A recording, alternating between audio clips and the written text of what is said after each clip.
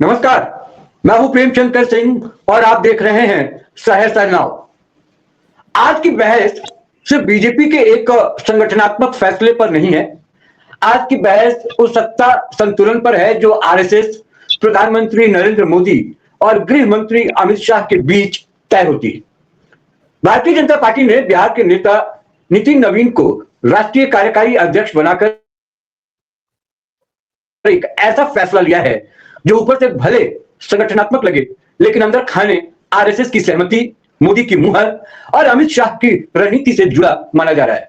BJP में कोई भी बड़ा फैसला आरएसएस की मर्जी के बिना नहीं होता और संगठन से जुड़े फैसले बिना मोदी शाह की रणनीति के आगे नहीं बढ़ते। तो सवाल यह है, क्या नितिन नवीन की नियुक्ति आरएसएस की संगठनात्मक पसंद है?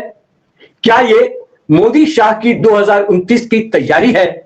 और क्या बिहार से एक नेता को आगे बढ़ाकर बीजेपी ने संकेत दे दिया है कि अगला नेतृत्व भी संघ पृष्ठभूमि वाला संगठन से निकला हुआ होगा? आज की बहस में हम इन्हीं ताकतवर सवालों को खोलेंगे और जानने की कोशिश करेंगे कि आखिर रणनीति क्या है। बातचीत करने के लिए हमारे साथ बीजेपी प्रवक्ता सुरेश कुमार जी हैं। बहुत बहुत स्वागत है आपका। वरिष्ठ पत्रकार रंजन कुमार जी हैं और हमारे सीनियर रिपोर्टर संदीप मिश्रा हैं। संदीप, सबसे पहले तो ये बताइए कि राष्ट्रीय अध्यक्ष तो हमें मिल गया बीजेपी की ओर से, वहां पर बिहार प्रदेश अध्यक्ष भी मिल गए हैं। जी प्रेम सर, जिस तरह से कल ही एक चौंकाने वाला फैसला जिस तरह से भारतीय जनता पार्टी के शीर्ष नेतृत्व की तरफ से आया और नितिन नवीन को जिस तरह से नेशनल वर्किंग प्रेसिडेंट उन्होंने बनाया, हालांकि उनकी जिस तरह से ऑर्गेनाइजेशन स्किल की अगर बात करें तो जब भी उन्हें मौका दिया गया तो उन्होंने अपने आप को साबित किया है। चाहे छत्तीसगढ़ के चुनावों में जिस तरह से उन्हें प्रभारी बनाया गया था और लगातार वो बांकीपुर सीट से विधायक रहे हैं, और बिहार चुनावों में भी उन्होंने बढ़ चढ़ के जिस तरह से बैठक ले रहे थे अपने घटक दलों से, और यही कई सारी चीजों को देखते हुए उनके शीर्ष नेतृत्व ने, और जिस तरह जिक्र आपने भी किया कि आरएसएस पृष्ठभूमि के संकेत यहाँ पर दिखाई दे रहे हैं, तो वही कहीं ना कहीं बिहार की भी अगर बात करें तो जो संजय सारंगी को नया प्रदेश अध्यक्ष नियुक्त किया गया है, आज ही बस कुछ देर पहले दिलीप जायसवाल थे, अब संजय सारंगी हैं जो कि दरभंगा से लगातार विधायक रहे हैं। पहले वो आरएसएस के साथ जुड़े हुए थे, फिर उसके बाद एबीवीपी के साथ वो जुड़े, फिर भारतीय जनता युवा मोर्चा और कई संगठन के अंदर जो भी उनको जिम्मेदारी दी गई उस पर वो खरे उतरे, और आज उन्हें एक बड़ी जिम्मेदारी दी गई है कि बिहार का प्रदेश अध्यक्ष उन्हें नियुक्त किया गया। तो कहीं ना कहीं काफी ज्यादा लगातार बड़े बदलाव यहाँ पर, चाहे वो शीर्ष नेतृत्व में हो या फिर प्रदेश नेतृत्व में हो। जिस तरह यूपी में भी आपने देखा पंकज चौधरी जी को बनाया गया, तो आने वाले विधानसभा चुनावों में बड़ी जिम्मेदारी इन सब लोगों पर रहने वाली है, चाहे बंगाल चुनाव हो, तमिलनाडु के चुनाव हो, अगले वर्ष जिस तरह से अगर उत्तर प्रदेश के चुनाव होंगे, साथ ही साथ सिक्किम और कई राज्यों में विधानसभा के चुनाव होंगे, तो कहीं ना कहीं कई बड़ी जिम्मेदारी मिली है। और जिस तरह से बिहार से उठ करके एक बड़ा चेहरा इस समय नितिन नवीन बन गए हैं और भव्य स्वागत उनका वहां हुआ बीजेपी मुख्यालय में। गृह मंत्री खुद पहुंचे, जेपी नड्डा थे वहां पर मौजूद, और तमाम सांसद, साथ दिल्ली के मुख्यमंत्री जो प्रोटोकॉल के तहत होता है, तो तमाम लोग उनके साथ थे। तो कहीं ना कहीं बहुत बड़ा ये संकेत है, जिस तरह से आपने जिक्र किया, आने वाले 2029 के लोकसभा चुनावों के लिए बड़ा संकेत है। इसके मायने समझने की हम कोशिश कर रहे हैं। वरिष्ठ पत्रकार रंजन कुमार जी हमारे साथ हैं, मैं आपके पास आऊंगा, लेकिन उससे पहले बीजेपी प्रवक्ता सुरेश जी हमारे साथ हैं। सुरेश जी, देखिए, शुरुआत जो है वो मैं आपसे करना चाहता हूं, मूल सवाल जिसको कहते हैं उससे करेंगे कि बीजेपी में जब भी बड़ा जो संगठनात्मक फैसला होता है उसमें आरएसएस की भूमिका अहम होती है। पिछले दिनों हमने देखा कि लंबे समय तक ये चलता जा रहा था। तो क्या नितिन नवीन की नियुक्ति आरएसएस की भी पसंद मानी जाए? देखिए, सबसे पहले तो मैं आपके चैनल के माध्यम से मैं राष्ट्रीय अध्यक्ष नियुक्त है नितिन नवीन जी, मैं इनको बधाई देता हूं। और बिहार प्रदेश का भी अभी कुछ देर पहले संजय सारंगी जी को प्रदेश अध्यक्ष बनाया गया, मैं दोनों को बधाई और शुभकामनाएं देता हूं। आपने कहा कि आरएसएस या विद्यार्थी परिषद, देखिए ये दोनों चीज जो है भारतीय जनता पार्टी का जो है ना, एक दूसरे का पूरक है। ये दोनों जो है संगठन जो है हमारे ही अंग है, ये भारतीय जनता पार्टी का ही अंग है। और जहां तक रहा कि आरएसएस से जुड़ी हुई बात, क्योंकि आरएसएस जो सिखाती है, विद्यार्थी परिषद जो सिखाती है, वही चीज भारतीय जनता पार्टी उनको आगे जो है आगे लेके जाते हैं। तो आपको ये समझना होगा कि आरएसएस हो या विद्यार्थी परिषद का मेन मकसद जो है राष्ट्र फर्स्ट, देश फर्स्ट, उसके बाद जो है पार्टी, नेता या परिवार, ये सब जो है बाद में आता है। तो मुझे लगता है कि नितिन नवीन जी की टीम में मैं भी काम किया हूँ युवा मोर्चा के टाइम में, तो सबसे बड़ी खुशी है कि मुझे खुशी है कि मैं जिस टीम में काम किया आज वो राष्ट्रीय अध्यक्ष है, वो नेता आज उनको साथ मैंने काम किया, वो राष्ट्रीय अध्यक्ष बना। हमारे लिए तो गर्व का विषय है, और खास करके बिहार के लिए भी गर्व का विषय इसलिए है कि बिहार में अभी चुनाव हुई, चुनाव के बाद जो है सरकार बना, और बिहार को एक ऐसा नेतृत्व करने को दिया गया, एक ऐसा मौका मिला, क्योंकि पूरा देश में जो है बिहार के लिए और बिहार के बारे में औरों को भी लोगों को जानने को मिलेगा कि हमारे लिए गर्व का विषय है। दूसरी चीज, संगठन में जो है हमेशा से उन व्यक्ति के प्रति जो है संगठन हमेशा वो तैयार रहती है जो हमेशा ईमानदारी से, निष्ठा से पार्टी के लिए काम करती है। जहां तक मैं जानता हूं 2006 में उनके पिताजी एक्सपायर होने के बाद जो है वो चुनाव हुआ, विधायक बने। विधायक रहते हुए युवा मोर्चा का जो है प्रदेश टीम में उनको कोई बड़ा पद नहीं दिया गया, छोटा पद दिया गया था, लेकिन संगठन के हिसाब से उसने काम करना शुरू किया। संगठन के हिसाब से उन्होंने काम करना शुरू किया। प्रदेश से राष्ट्रीय टीम में राष्ट्रीय महामंत्री रहे अनुराग ठाकुर जी के टीम में। इसके बाद फिर वो बिहार का प्रदेश अध्यक्ष बने। उसके बाद वो सिक्किम के सह प्रभारी बने, फिर छत्तीसगढ़ के प्रभारी बने। तो मुझे लगता है कि नितिन नवीन जी जो है बोलते बहुत कम है, लेकिन संगठन के बारे में बहुत अच्छी नॉलेज है और संगठन को सही जगह पे जो है किस तरह से रखना है, संगठन को किस तरह से मजबूत करना है। जी, यानी आप कह रहे हैं सुनील जी, आप ये कह रहे हैं कि संगठन बढ़िया से चला सकते हैं नितिन जी, और इसीलिए शायद ये जिम्मेदारी इनको दी गई है। सीनियर जर्नलिस्ट हमारे साथ रंजन जी भी हैं, रंजन जी से समझते हैं। रंजन जी, अमित शाह संगठन के सबसे बड़े रणनीतिकार माने जाते हैं, बीजेपी के रणनीतिकार के रूप में उनको जाना पहचाना जाता है। तो क्या ये नियुक्ति शाह की चुनावी जो मशीनरी है उसका हिस्सा माना जाए? आप इस नियुक्ति को कैसे देखते हैं? आपका आकलन क्या कहता है? किस तरह से ये अपनी रणनीति बनाकर पार्टी चल रही है? नितिन नवीन राष्ट्रीय अध्यक्ष बने हैं और मैं दूसरी धरती का हूँ, तो एक खुशी तो है इस बात की। दूसरी बात, बिहार चुनाव के दौरान मेरी पहली मुलाकात उनसे हुई जब मैं दिल्ली से पटना जा रहा था, तो इंडिगो फ्लाइट में उनकी सीट हमारे पीछे थी। तो मुझे थोड़ा आश्चर्य हुआ कि क्योंकि मैंने कोई एक्स्ट्रा पैसे नहीं देखे, तो मैंने 24 या 25वें रो में मेरा था पीछे में, और नितिन नवीन अपने एक बच्चे को गोदी में लेकर एक हाथ में पकड़ के आ रहे थे। उनके पीछे उनकी पटरी थी और एक सहायक उनके थे। तो मैंने स्वागत किया उनको, और मैं सोचा भी कि भाई कैबिनेट मंत्री हैं, आगे वाली सीट में सकते थे, आप पैसे लेकर सकते थे, इतना पीछे करके आ रहे। तो मुझे खुद देखने को लगा कि बहुत ही शालीन और बहुत ही ग्राउंड टू अर्थ आदमी है। तो जब मैं चूंकि मैं बांकीपुर विधानसभा में एक होटल में रुका हुआ था, वहीं से मैं काम कर रहा था, तो लोग उनकी तारीफ करते थे कि हमेशा उपलब्ध है। लेकिन क्योंकि बांकीपुर बीजेपी का घर है, उनके पिताजी पश्चिमी पटना था और जीतते रहे, बाद में ये जीतते रहे, तो इनके वोटर में मुझे नाराजगी भी दिखी थी। सो ठीक है, नाराजगी थी, लेकिन लोग कहते भी थे कि हम लोग आराम देते हैं, कोई दिक्कत नहीं। एक दिक्कत ये हुई थी कि इकलौते साइज को टिकट दिया गया था, उसको लेकर नाराजगी आपको दिखी थी कुमरार सीट पे, लेकिन वहां भी बीजेपी ने ऐसे की। ये तो बिहार की बात हुई। अब मैं राष्ट्रीय स्तर पर बताता हूँ, क्योंकि एक बात बोली कि संघ के पृष्ठभूमि के हैं, तो बीजेपी का कोई भी अध्यक्ष, राष्ट्रीय अध्यक्ष जो है वो संघ के पृष्ठभूमि का रहा है, कोई बाहर का नहीं रहा है। वो प्रदेश में हुआ है कि बहुत सारे अध्यक्ष ऐसे बन गए दूसरी पार्टियों से में, राष्ट्रीय अध्यक्ष सारे संघ के ही बैकग्राउंड से हुए। देखिए, एक बात समझिए कि इसमें मोदी और शाह की जीत हुई है, आरएसएस ने उनके चॉइस को मान लिया। इस वक्त अगर मोदी और शाह के सामने में एक अध्यक्ष कोई बड़ा होता है, मान लीजिए शिवराज सिंह चौहान हो जाते या बाकी कोई हो जाते, तो देखिए उनका शिवराज कोई बड़े नेता है, इतने लंबे टाइम तो मुख्यमंत्री रहे हैं, उनके अपने अलग विचार भी होंगे। नड्डा जी के समय भी था, नड्डा जी राष्ट्रीय अध्यक्ष थे, लेकिन हम लोग जब बीजेपी और दफ्तर में जाते थे तो सारी वो टीमें जो अमित शाह के समय में काम करती थी, अभी का नहीं बोला, जो प्रशांत किशोर से जो अलग हुए थे, और वो बहुत सारे, मैं नाम ले लूंगा, बहुत सारे लोग थे वो भी काम करते थे, और अध्यक्ष मतलब अमित शाह ही होते थे। जब बोलते अध्यक्ष आने वाले हैं तो उनके मुंह से, मतलब जो वहां पे काम करते हैं बीजेपी कार्यालय में, उनके अध्यक्ष अमित शाह थे।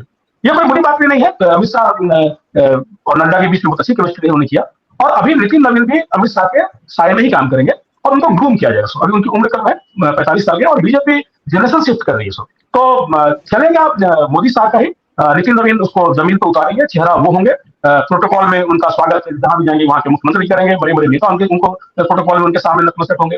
लेकिन नितिन नवीन को बनने से अमित शाह, मोदी और शाह की जोड़ी को कोई चैलेंज नहीं होगा, वो जैसे चाहेंगे उसे चलाएंगे। और मुझे लगता है भी चाहता है कि अभी बीजेपी को कोई डिस्टर्ब ना किया जाए, कम से कम 2029 तक नहीं किया जाए, लेकिन अच्छी बात है, एक युवा को बनाया गया है, इसका स्वागत किया जाना चाहिए। जी, सुरेंद्र जी, आपसे एक बात हम समझना ये चाहेंगे कि क्या पार्टी ये मान चुकी है कि पार्टी को अब ऐसे अध्यक्ष की जरूरत है जो थोड़ा नेतागिरी कम करे, भाषणबाजी थोड़ा कम करे, चीजों को मैनेज करना जानता हो, संगठन स्तर पर काम करता हो, और उसके लिए नितिन जी फिट बैठते हैं, इसलिए उनका चुनाव हुआ, इसलिए पार्टी चाहती थी कि भाई नितिन जी को इस बार अध्यक्ष बनाया जाए? नहीं, देखिए ऐसा नहीं है कि भाषणबाजी कम हो। देखिए, नेता का मतलब ही है भाषण देना, और वो भाषण नहीं देंगे तो पब्लिक को समझा नहीं पाएंगे। देखिए, ये दो चीज है, एक भाषण देना अलग चीज है, संगठन को समझाना और संगठन को मजबूत करना वो अलग चीज है। और अभी भाई साहब कह रहे थे कि अमित शाह मोदी जी की जीत हुई, आरएसएस ने बात मानी। देखिए हमारे पार्टी में ही एक ऐसी हमारी पार्टी है जो विश्व की पूरी दुनिया का सबसे नंबर 1 पार्टी है, जहां पर एक आम कार्यकर्ता भी अध्यक्ष बन सकता है। पहली चीज आप समझिए, यहाँ किसी की जीत नहीं, किसी की हार नहीं, यहाँ संगठन ने एक ऐसे व्यक्ति को अध्यक्ष बनाया जिनको संगठन की समझ है और संगठन को आगे ले जाएगा और संगठन को मजबूत करेगा। हमारे देश जो है वो मजबूत हो, देश विकास कैसे करे, ये सबसे बड़ी चीज है, ना कि हार जीत की बात है। हार जीत वहां पे होगा जहां पर परिवारवाद वाली पार्टी है, जहां पे बाप के बाद बेटा अध्यक्ष बनेगा, बेटा के बाद पोता अध्यक्ष बनेगा। यहाँ पे ऐसा कहीं पे भी आपको दिखाई नहीं देगा कि अध्यक्ष जो है, किसी ने सपना में भी नहीं सोचा था। आप लोग तो कभी सोचे ही नहीं होंगे कि नितिन नवीन जी अध्यक्ष बनेंगे। आज बिहार में जो अध्यक्ष बने, आप लोगों ने भी नहीं सोचा था, पार्टी के कई लोगों ने भी नहीं सोचा था कि संजय जी अध्यक्ष बने। तो पार्टी ने जो डिसाइड किया, पार्टी के जो हाईकमान बैठे हुए हैं, जो एक दूसरे के बारे में बात करते हैं, संगठन में कौन अच्छा काम कर रहा है, कौन खराब काम कर रहा है, किसके माध्यम से संगठन मजबूत होगा।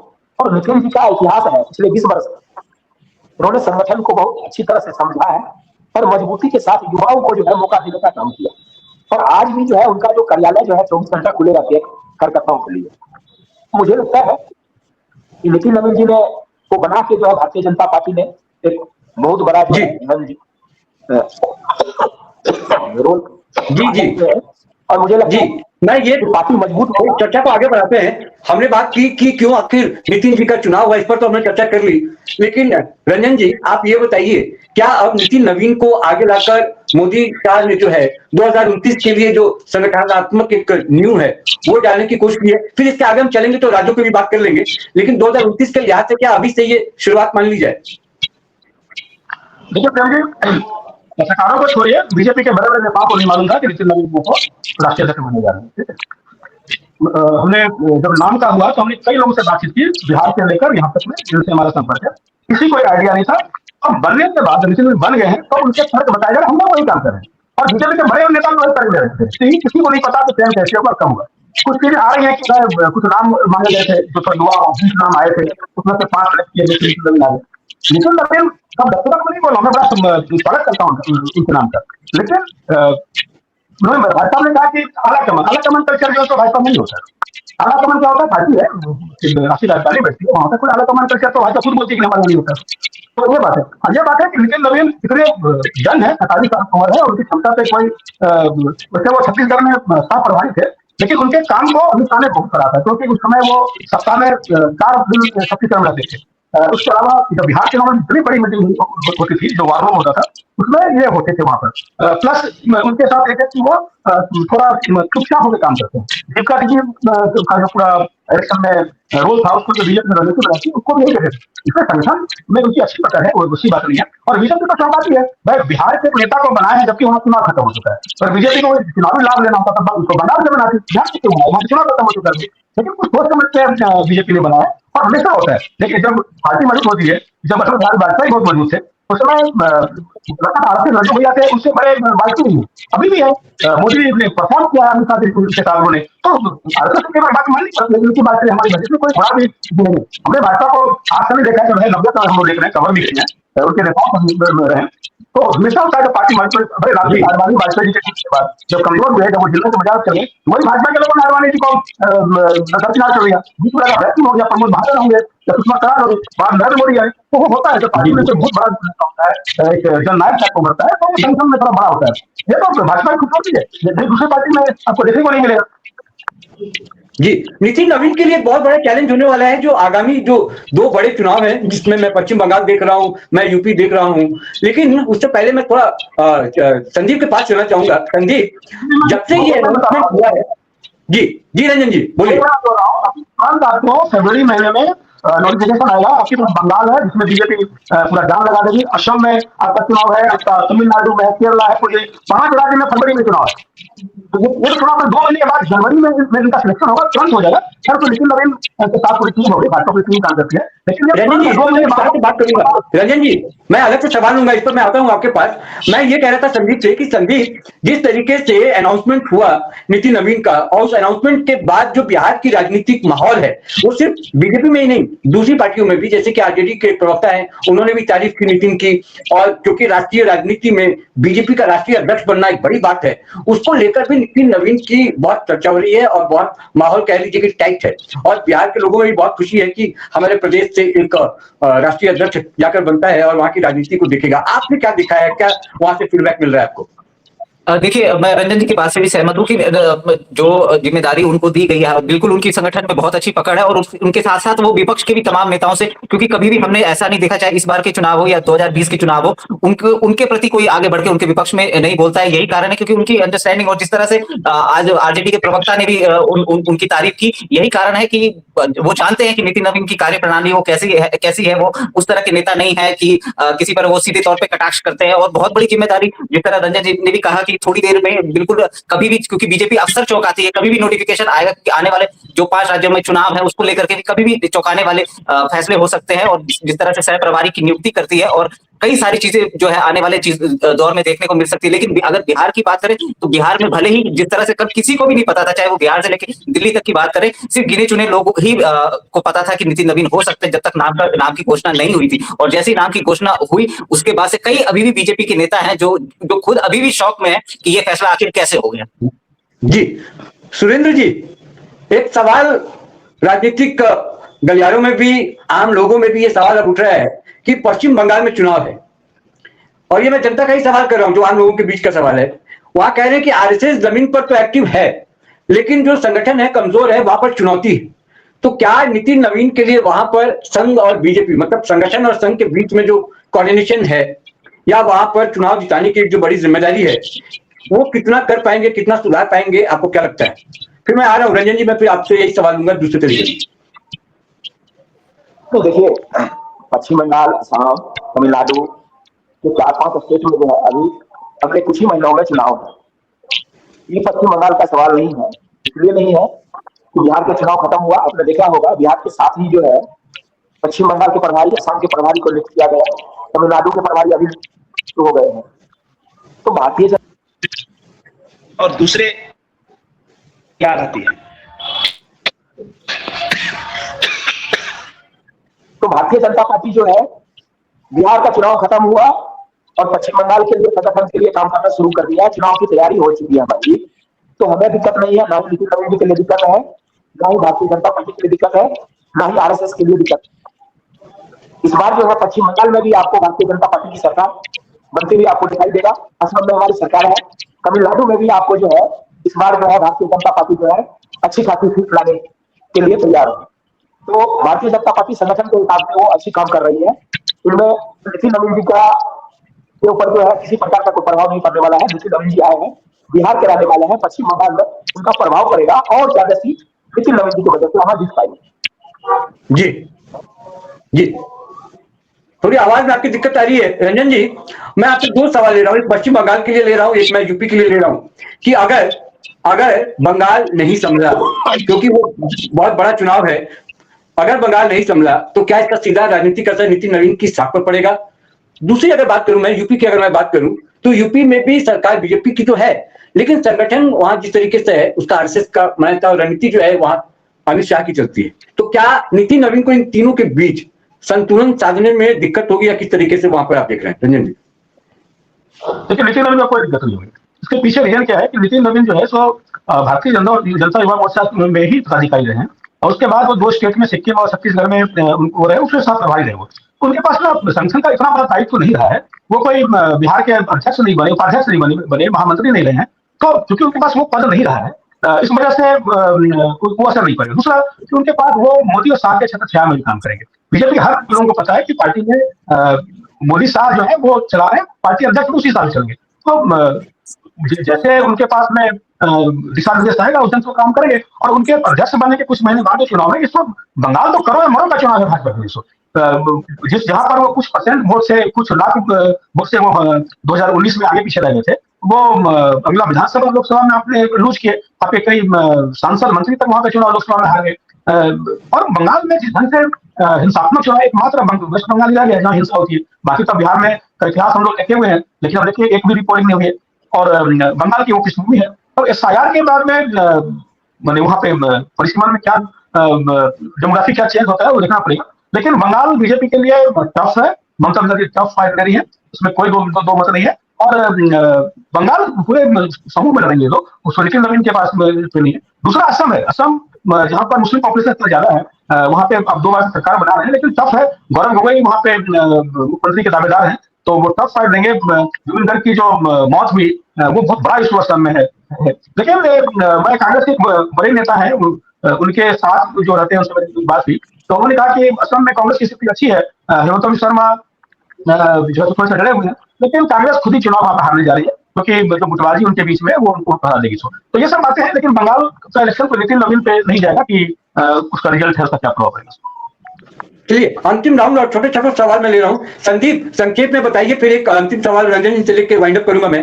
संदीप ये बताइए कि जो अभी आप देख पा रहे हैं, क्योंकि वहां पर बिहार अध्यक्ष भी नियुक्त कर दिया गया है, वो वैसे समाज से आते हैं, ये काय समाज से आते हैं, तो ये बहुत ज्यादा उस तरीके से देखा जाए तो बिहार में अब सेटलमेंट उस तरीके से हो गया, जिसको जो मिलना था मिल गया, जिसको जो, क्योंकि मंत्री इनको मिला हुआ था, मंत्री पद मिला हुआ था, उसके जगह किसी और को लाया जाएगा, उस समीकरण को भी देखना पड़ेगा। तो अब आपको क्या लगता है कि बिहार में जो राजनीति होने वाली है, या जो बीजेपी की आगे की रणनीति जो बिहार में है खासकर, वो किस तरीके से आप देख पा रहे हैं और कैसे इनका एजेंडा रहने वाला है? देखिए प्रेम जी, बिहार के चुनावों में जिस तरह से बीजेपी को बहुमत मिला हो या पूरे एनडीए को बहुमत मिला, उसके बाद बीजेपी और तमाम जो इनके घटक दल है उनका कॉन्फिडेंस इस समय आसमान पर है। कॉन्फिडेंस जिसे कहते हैं, उनका जोश अभी इस समय हाई है, तो उसको लेकर के पार्टी के अंदर भी बहुत कॉन्फिडेंस है। वहीं अगर बिहार की बात करें तो जिस समाज से संजय सारंग भी आते हैं, वैश्य समाज से आते हैं, और चुनौती बताइएगा, एक वो बड़ी चुनौती रहने वाली है सारंग जी के पास, वो चुनौती क्या है रहने वाली, वो भी थोड़ा सा संक्षेप में बताइए, फिर मैं करूंगा। चुनौती कुछ नहीं रहने वाली है अभी फिलहाल के लिए बिहार में, तो इनके पास अभी चुनौती नहीं रहने वाली है। हालांकि हो सकता है कि कुछ जो इनके नेता हैं वो जरूर नाराज हो सकते हैं, लेकिन अभी तक तो फिलहाल मुझे कोई चुनौती नजर आती हुई नहीं दिखाई दे रही है। सरकार और संगठन के बीच तालमेल और जो महागठबंधन है उनके बीच कोऑर्डिनेशन, मुझे लगता है कि एक बड़ी चुनौती होगी इनके लिए। लेकिन रंजन जी आप ये बताइए, अंतिम सवाल है और पूरी जो चर्चा हमारी है उसको आप कंक्लूड भी करते चलिए, कि अध्यक्ष बना दिया गया, अब क्या यही कंटिन्यू करने वाले हैं, या फिर कोई ये भी एक एजेंडा है, ये भी कोई रणनीति का हिस्सा है, और अगर कंटिन्यू करते हैं तो चुनाव जिताना, उसका मैनेजमेंट करना, और जिस तरीके से पार्टी चलने वाली है, यानी कि जेपी नड्डा और नितिन नवीन में कोई अंतर आप देख पा रहे हैं कि उसी तरीके से पार्टी चलती रहेगी जैसे पहले से चलती आ रही? तो ये पार्टी वैसी चलेगी, ये नरेंद्र मोदी और अमित शाह की भाजपा भी है, पार्टी वैसी चलेगी। अमित शाह ही उसको ड्राइविंग सीट पे वही होंगे, वैसी चलेगी। और नितिन गडकरी का जब नाम आया था तब भी लोग चौंके थे, लेकिन उसमें भाजपा डाउनफॉल पे थी, और गडकरी लेकिन प्रदेश अध्यक्ष महाराष्ट्र के थे। नितिन नवीन किसी ऐसे पद पर नहीं रहे, तो अभी पार्टी वैसी चलेगी जैसे अमित शाह चलाएंगे, वैसी चलेगी। और नितिन नवीन भी उनकी बात को मानेंगे। कोई बड़ा नेता, मैंने पहले कहा कि कोई बड़ा नेता होता, शिवराज सिंह टाइप के होते तो उतने सहज नहीं होते अपनी बात मनवाने के लिए। शिवराज सिंह चौहान के पास अपना एक्सपीरियंस है, उसको भी लाते। अभी नितिन नवीन बहुत आराम से छत छाया में काम करेंगे, और जैसे पार्टी चल रही थी वैसी चलेगी। जो अमित शाह चाहेंगे वैसे ही होगा, और अमित शाह मोदी से कंसल्ट करके पार्टी को चलाएंगे। यानी बीजेपी और आरएसएस में भी सब कुछ ठीक बता रहे हैं? बिल्कुल ठीक है, बिल्कुल ठीक है। वहां पर बीजेपी आरएसएस का दोनों की भूमिका पता है। अभी चूंकि मैं बता वाजपेयी के टाइम में राजीव गांधी अधिक लोग थे, उसी तरह चूंकि सरकार में है मोदी, मजबूत स्थिति में तो ज्यादा संघ करने के नहीं जाता जी। तो आज की चर्चा से एक बात तो बिल्कुल साफ है, नितिन नवीन की नियुक्ति कोई अकेला का जो है वो फैसला नहीं है। ये फैसला आरएसएस की संगठनात्मक सोच, मोदी की नेतृत्व दृष्टि और अमित शाह की चुनावी रणनीति, तीनों का साझा परिणाम आप कह सकते हैं। बीजेपी ने संकेत दे दिया है कि आने वाले समय में पार्टी की कमान उसी के हाथ पे जाएगी जो संघ से भी जुड़ा हो, यानी कि उसकी विचारधारा को आगे ले जाने वाला हो, संगठन को समझता हो और चुनावी दबाव झेलने की क्षमता रखता हो, जिताऊ। नितिन नवीन के सामने मौका बड़ा है, लेकिन चुनौती उससे भी बड़ी। बंगाल और यूपी अब सिर्फ राज्य नहीं, उनका लिटमस टेस्ट भी बन चुके हैं। अगर वो यहां सफल हुए तो बिहार सिर्फ वोट देने वाला अब राज्य नहीं रहेगा, बल्कि बीजेपी को नेतृत्व देने वाला राज्य बन जाएगा, और बिहार जो नेशनल राष्ट्रीय राजनीति में अगुवाई करता हुआ भी दिखेगा। और अगर चूक हुई तो आरएसएस, मोदी और शाह तीनों के भरोसे पर सवाल खड़े होंगे। यही है आज की चर्चा का निचोड़, यही था। रंजन जी आप जुड़े, बहुत बहुत धन्यवाद आपका। संदीप आपका भी बहुत बहुत शुक्रिया। फिर कल किसी और मुद्दे के साथ मुलाकात होगी, तब तक के लिए मुझे दीजिए इजाजत। नमस्कार।